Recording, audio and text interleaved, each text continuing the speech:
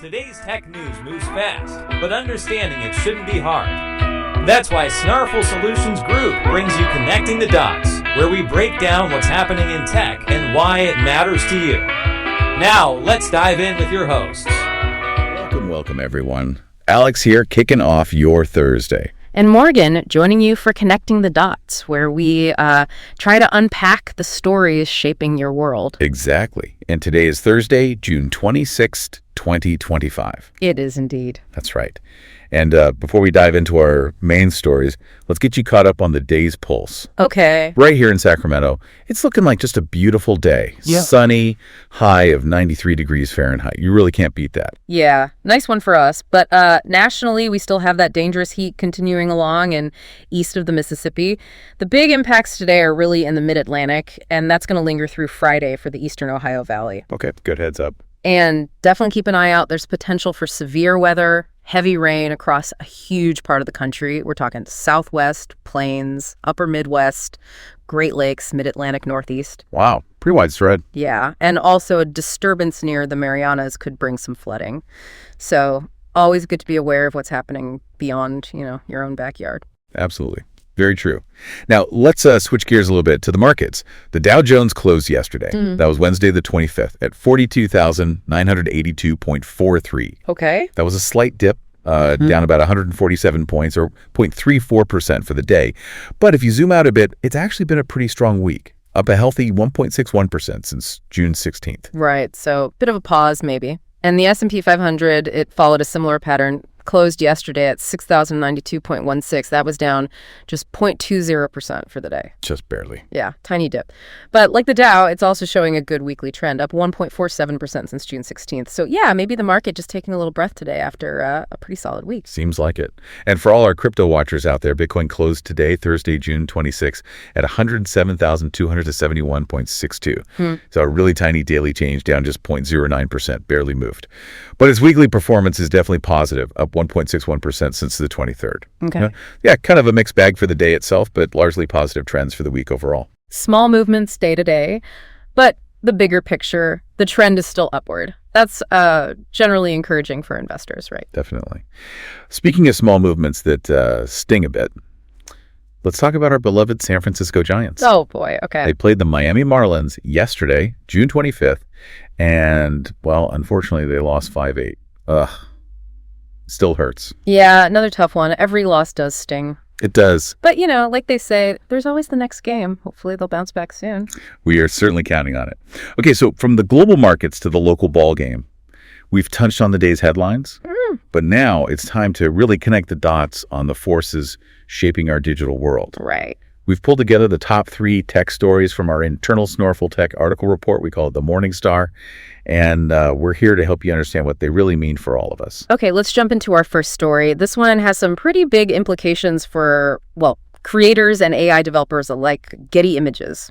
They've made what looks like a calculated pivot in their UK lawsuit against Stability AI. A pivot? How so? Well, they've dropped their primary copyright infringement claims, the ones that were really challenging the legality of the AI training itself, Wow, okay. That sounds like a major strategic move. I remember Getty initially came out really strong, almost declaring like a day of reckoning for AI. Exactly. So what does this really mean for the legal battle now? Have they just let Stability AI off the hook for training Stable Diffusion on all those Getty images? No, not at all. It's more like a tactical shift. It doesn't end the fight, but it definitely reframes it. Getty's fight continues, but now it's on 2 key fronts, at least in the UK. Okay, what are those? One is a secondary infringement claim, basically arguing the AI model itself is an infringing article that was illegally imported. Ah, okay. The model, not the training act. Right. And the second is a trademark claim, focused on Getty's iconic watermark popping up on some AI-generated images. The watermark issue. That seems more straightforward. Potentially.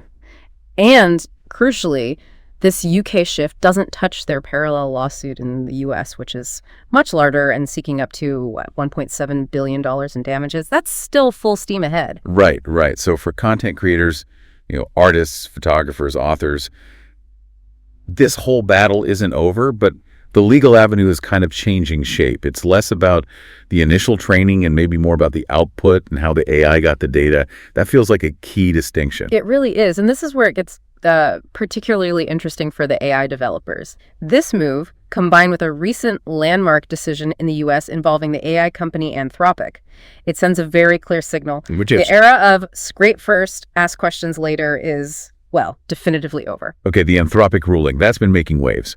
Remind us, what are the core takeaways from that decision? Why is it such a game changer? Yeah, it's really pivotal. So in a California federal court, Judge William Alsup ruled that the act of training an AI model on copyrighted books can constitute transformative fair use. Okay, so that sounds like a win for AI developers. It was, but, and this is the monumental catch, that protection does not cover the methods used to get that training data.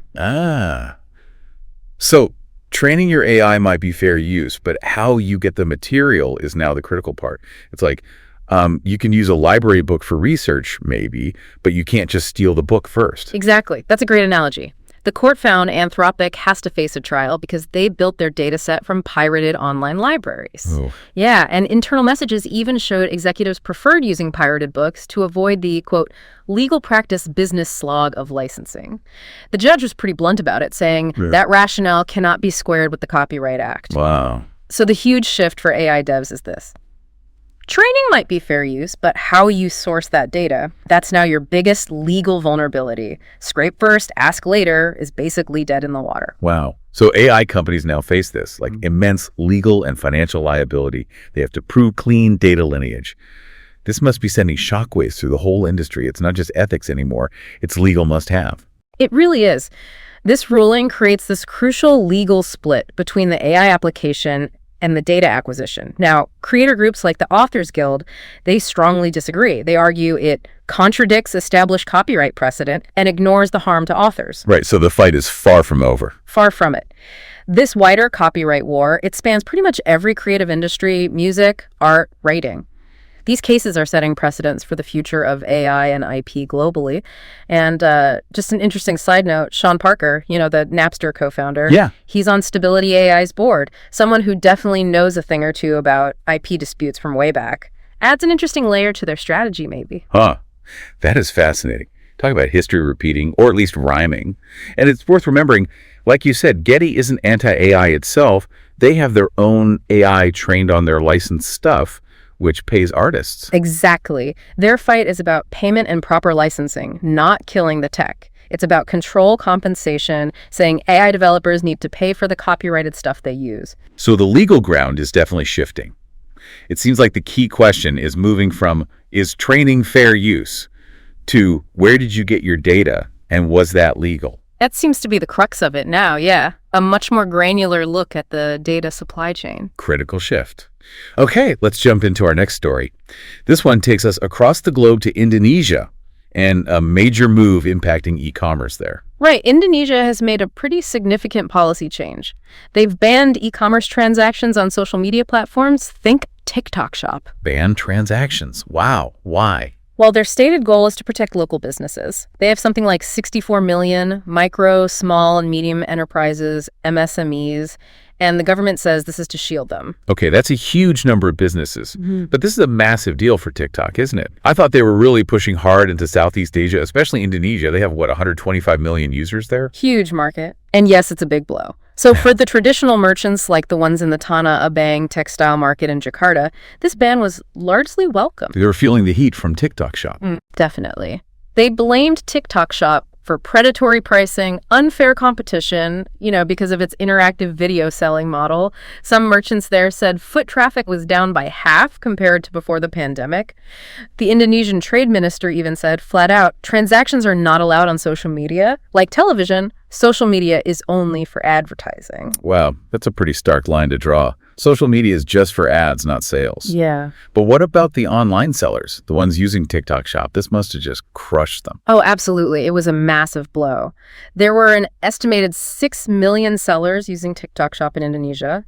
Many reported their sales just dropped to almost nothing overnight. 6 million sellers. That's staggering. It is. And now they face the challenge of moving to other platforms like Shopee, which are maybe less interactive. Yeah. It really highlights that double-edged sword of digital disruption, doesn't it? What helps one group can just devastate another. Yeah.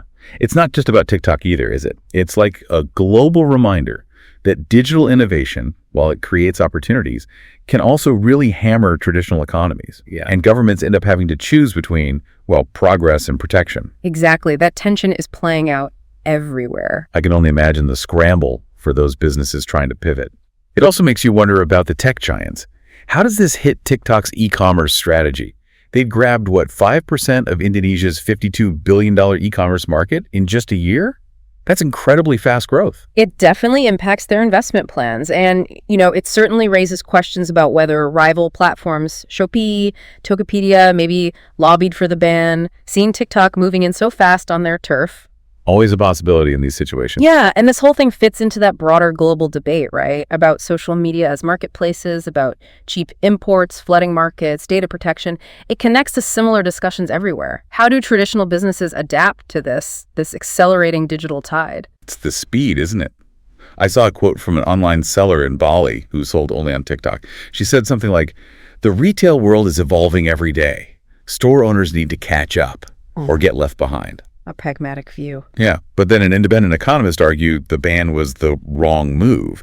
They suggested the real problems were maybe reduced spending power and lobbying, not just TikTok. It's never simple, is it? No, never black and white. It really underscores that tension to protect local economies versus embracing digital innovation. In the end, the ban went into effect. TikTok said they'd comply, but the long-term ripples for both traditional and online sellers, that story is definitely not over yet. Okay, before we wrap up our Morningstar report, there's one more thing to know, and this one has certainly had people talking. It involves a new mobile phone making headlines. The Trump Mobile T1. Ah, yeah, the T1 phone. So when it was first announced, it came with a pretty strong claim, didn't it? That it would be made entirely in America. That's right. But just a week later, that specific language, it's gone from their website. The classic made in USA dance. It often comes with some fine print or interpretation, doesn't it? So what's the updated messaging saying now? Well, the website now uses softer phrasing. Things like designed with American values in mind, brought to life right here in the USA, and American hands behind every device. Right, brought to life, American hands. That usually points towards assembly in the U.S. rather than, sourcing all the components and actually manufacturing everything here. It's a subtle shift, but significant in electronics. It really highlights the complexity, doesn't it? What does made in USA truly mean for something like a smartphone? For consumers who really value American-made products, this kind of shifting language can be, confusing at best. Frustrating. Yeah, absolutely. And the reality is, building a modern smartphone entirely in the U.S. is just prohibitively expensive and logistically incredibly challenging. We just don't have the domestic factories for many critical parts, like the advanced processors or the high-end displays. Right. It really shows how global tech manufacturing is. Think about all the tiny bits inside your phone, getting every single one from the U.S. for a complex gadget like that. It's a monumental task, maybe almost impossible with today's supply chains. Exactly. It puts that America First branding in an interesting light when faced with the realities of global supply chains. Now, despite the website changes, a Trump Mobile spokesperson did insist that the T1 phones are proudly being made in America. Okay. And Eric Trump, executive VP of the Trump Organization, commented that eventually all the phones will be built in the United States. Eventually. Okay. That word is doing a lot of work there, isn't it? It seems to be. The phone itself, it's a sleek gold Android 15 device, costs $499. And they offer this 47 plan unlimited talk, text, data for $47.45 a month, plus roadside assistance and telehealth. Interesting bundle. Yeah. And the launch date, that's also shifted. It went from August to September, and now it's just later this year.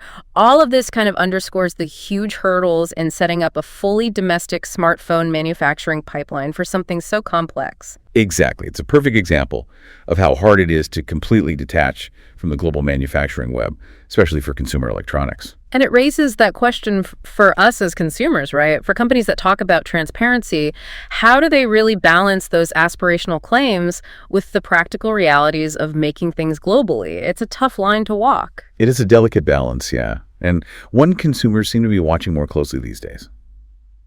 Okay, so as we wrap up today's Connecting the Dots, we've covered quite a bit of ground, stories that really do impact our digital world. We really did. We started with Getty Images and that calculated pivot in their UK lawsuit against Stability AI.